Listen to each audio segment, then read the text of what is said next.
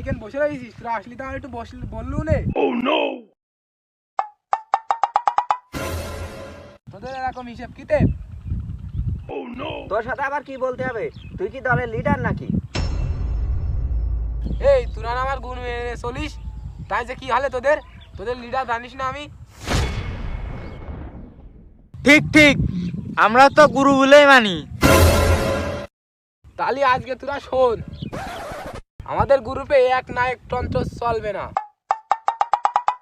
আজ থেকে আমরা গণতন্ত্র মাধ্যমে চলবো। তার মানে?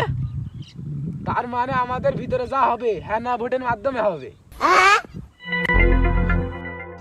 আমাকে যদি টয়লেটে যেতে হয় তাও কি আমাকে ভোট দিয়ে যেতে হবে? অবশ্যই, তো মেজরিটি না বলে তাই প্যান পরে তো হাঁক দিয়ে হবে।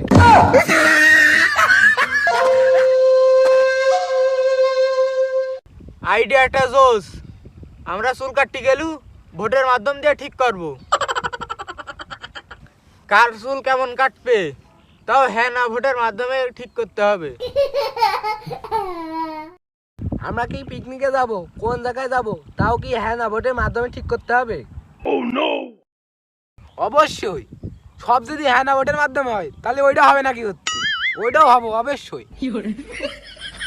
আর শোন, আমরা এখন থেকেই যা করবো সব হ্যাঁ না ভোটের মাধ্যমে হবে। যদি ভাতও খাই তাও হ্যাঁ না ভোটের মাধ্যমে করতে হবে।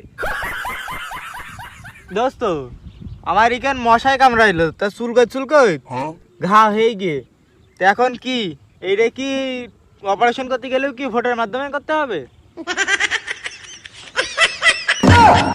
ঠিকই তো, সবই যদি হ্যাঁ না ভোটের মাধ্যমে হয় তাহলে ওইটা হবে না কেন?